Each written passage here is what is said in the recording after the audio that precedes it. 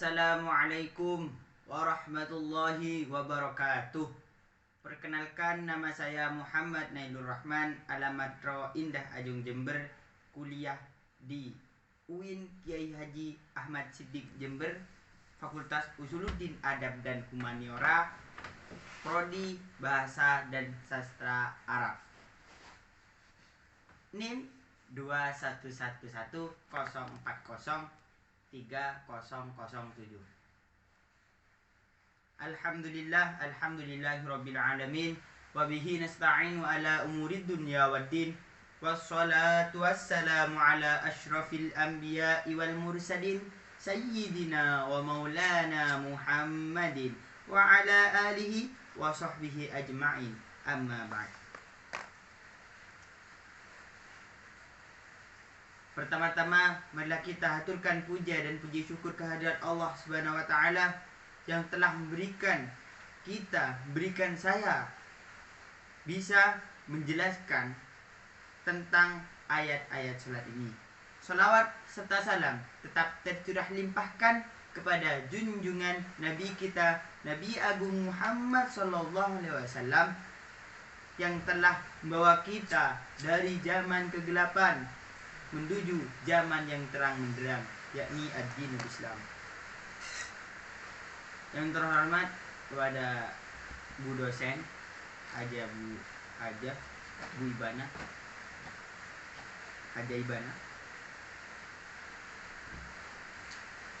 Langsung saja saya di sini menjelaskan tentang ayat salat. Allah Subhanahu wa ta'ala merintahkan umatnya untuk menjalankan sholat 5 waktu. Nah, perintah sholat ini di dalam Al-Quran banyak dijelaskan. Sholat itu merupakan salah satu rukun Islam yang kedua, yang merupakan rukun wajib setelah melafazkan 2 kalimat syahadat. Kesepakatan ijma' di kalangan muslimin, terutama para ulama, menyepakati kewajiban sholat 5 waktu itu ketika seorang di situ meninggalkan sholat terus menerus, ulama menyepakati bahwa di situ dihukumi sebagai orang kafir. Sholat itu diumpamakan layaknya sebuah tiang dalam sebuah bangunan yang ketika tanpa tiang itu bangunan di situ tidak berdiri dengan baik, bisa roboh gitu. Jadi sholat itu as-sholatul imaddin, yang mana sholat itu adalah tiang agama. Bahkan di salah satu hadis Nabi Muhammad SAW disebutkan bahwa amalan pertama ketika manusia telah meninggal jasadnya, tubuhnya itu ketika meninggal, di situ ditanyakan yang pertama di situ di yaumil hisab nanti itu tentang sholat. Nah, di dalam Al-Quran itu banyak menyebutkan ayat-ayat sholat daripada dibandingkan dengan ibadah lain. Berarti di situ di dalam ayat Al-Quran di situ lebih banyak menerangkan ayat-ayat sholat daripada ibadah lain. Karena kenapa?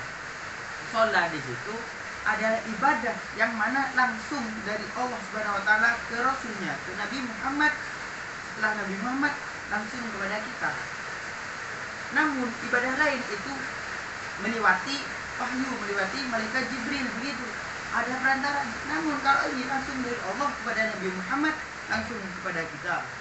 Itu di dalam Quran surat Al-Baqarah ayat 45 dijelaskan, wasta'inu bis sabri was shalah wa innaha lakabiratun illa 'alal khashiin. Jadikanlah sabar dan salat sebagai penolongmu, dan sesungguhnya yang demikian itu sungguh berat kecuali bagi orang-orang yang khusyuk. Di sini dijelaskan di tafsir Al-Wajiz.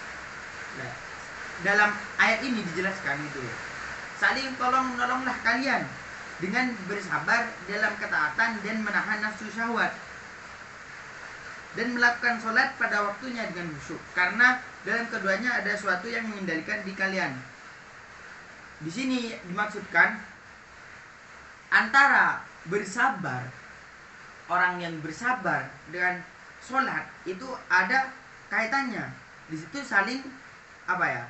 Ketika seorang antara bersabar dengan sholat, di situ bisa mengendalikan diri kalian. Seumpama ya, ketika kalian ingin berbuat buruk, namun kalian sudah melakukan sholat, telah bersabar gitu, itu akan menghentikan kalian untuk berbuat buruk dan mendorong kalian berbuat kepada kebaikan, amal ma'ruf nahi munkar. Itu. Sholat itu ibadah yang sangat berat untuk dilakukan.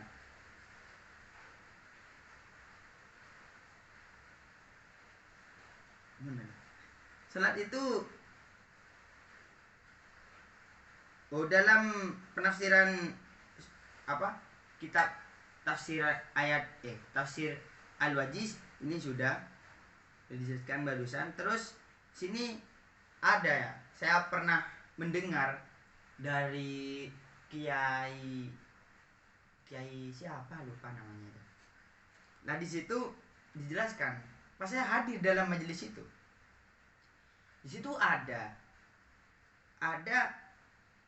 jasad seorang mayat manusia itu tidak akan dimakan apapun nanti di alam kuburnya. Ketika ini ada 5 orang, 5 manusia yang mana di situ mayatnya tidak dimakan apapun di dalam kubur. Yang pertama yaitu para nabi dan para rasul. Para nabi dan para rasul di situ jasadnya, mayatnya di situ masih utuh di dalam kubur, tidak dimakan apapun, utuh seperti manusia gini, utuh. Terus orang yang mati syahid sama pun juga orang mati syahid. Ketika orang mati syahid, orang yang mati ketika peperangan, orang yang mati ketika bertolabul ilmi, nah, di situ kan mati syahid lah. Maka dari itu jasadnya, mayatnya di alam kubur itu utuh. Terus yang tahfidzul Quran, orang yang tahfidzul Quran yang 30 juz ini bukan cuma 2 juz, 1 juz, cuma hafal ruhu, bukan. Tapi di sini 30 juz. Yang namanya tahfidzul Quran, hafal semua Quran gitu kan. Itu juga jasadnya masih utuh itu. Ketika di alam kubur, meskipun sampean mau gali ya, ada orang tahfidzul Quran mau mencoba praktekkan selama 1 tahun atau apa, sampean nyoba gali dah. Lah di situ pasti di situ jasadnya atau mayatnya di situ masih utuh. Terus seorang yang adzan selama 12 tahun. Lah, seorang yang adzan yang istiqomah yang 5 waktu terus selalu adzan selama 12 tahun ini. Istiqomah, enggak ada bolongan tapi ya. Di situ jasadnya itu utuh. Masih utuh. Ya kalau belum 12 tahun udah meninggal, ya bukan 12 tahun. Pokok intinya di situ orang yang adzan selama 12 tahun. Istiqomah itu, bukan Daud. Nanti ada sekarang sholat, besok enggak, beda sekali. Yang terakhir, orang yang baca ayat kursi di setiap sholatnya. Nah, di setiap sholat 5 waktu, panjenengan semua, kalian semua di situ membaca ayat kursi. Ya, itu jasadnya itu utuh nanti. Ini tapi kalau istiqomah itu memang berat. Ya, tapi di sini kan dampaknya baik. Supaya ketika orang membaca ayat kursi di setiap sholatnya itu kan jasadnya utuh. Harus istiqomah setelah sholat 5 waktu, setelah sholat duhur, asar, maghrib, isya, subuh. Setelah itu 5 waktu sampean membaca ayat kursi, selalu istiqomah di setiap sholatnya, itu pasti jasadnya itu utuh, mayatnya utuh, tidak dimakan apapun.